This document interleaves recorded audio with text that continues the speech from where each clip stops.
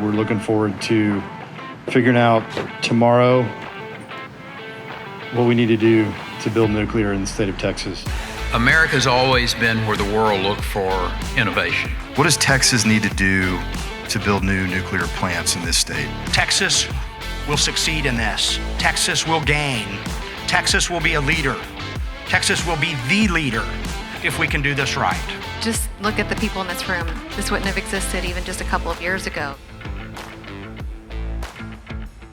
This Nuclear Texas Alliance, this shows that public perception is changing at the state level here. And if it's critical for our state, it's probably critical for our country. If it's critical for our country, then it's probably critical for the world. Yeah. So we can't fail, and we're not going to because we're Texas. Nuclear is the future. Nuclear is clean and is reliable and it's safe. We've been doing it a long time, and we have to have the right message coming from the administration all the way through all facets of government. And what we found was that when the wind is blowing in Texas, boy, it's a great resource. But there were 90 days that year where there was very little wind in Texas. The reality is we don't have a lot of low to no emissions firm power options. Nuclear is the lead horse. For me, that's the real driver. I've been an economic development guy from the get-go, and I see SMRs as not just an answer to our energy needs and to the climate and all the positive things that come from it, but the jobs that get created and really expanding the trades, whether it's the welders, the electricians, the HVACs, and all of that. I mean, I just think all of this together can be a massive economic driver for the state of Texas.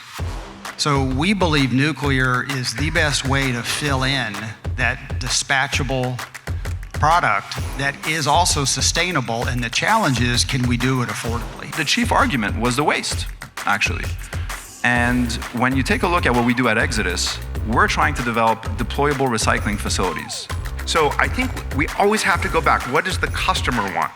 And in this case, I think having a more distributed architecture that doesn't require massive investment in new transmission is a great solution. But I think the challenge is clear. We have to have power. We saw what that looked like without it in Storm Uri. We don't want to go back to that. We have to have water. You come to realize that this is such an essential commodity, and no one even knows about it. They don't know 20% of the country is fueled by nuclear energy. They don't realize that you can make 2,300 megawatts on a 1 square mile piece of land. It wasn't the rally that did it. It wasn't the ladder that did it.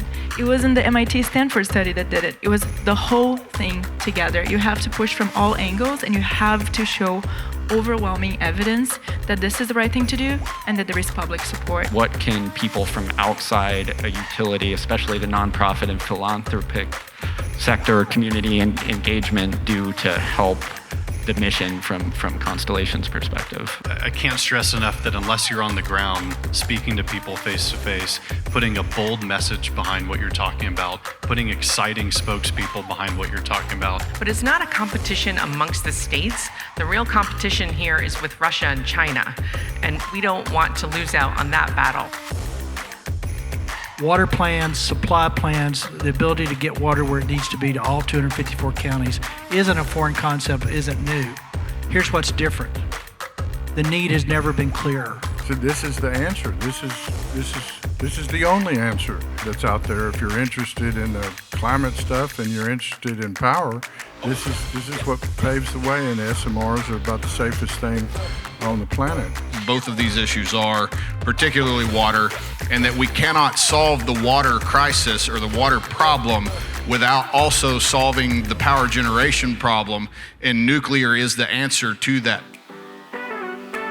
This moment feels a little bit like a destination, like we've arrived. 2 years ago, the Alliance was really a piece of paper and a series of conversations. And now here we are. We have over 350 people signed up for this event, industry representatives, multiple people from the Capitol. I think to the rest of the world, it may seem as if it came into existence out of nowhere, but I think the folks in this room know better than me that this took years and years of work just to get to this moment. And so in many ways, it feels like we've arrived. It feels unstoppable and inevitable that nuclear will be the future.